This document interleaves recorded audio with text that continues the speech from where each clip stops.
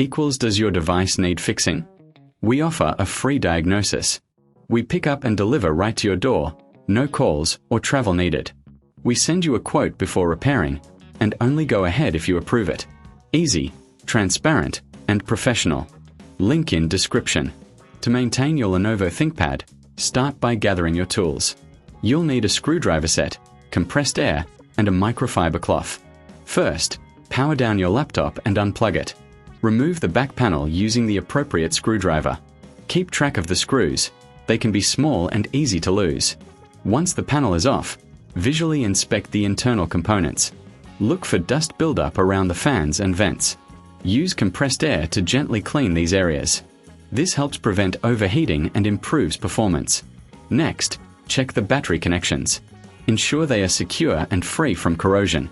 If you notice any issues, consider a professional diagnosis without obligation.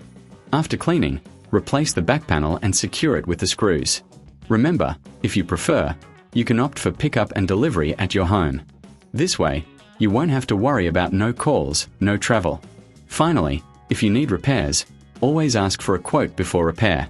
Regular maintenance can extend the life of your ThinkPad and keep it running smoothly.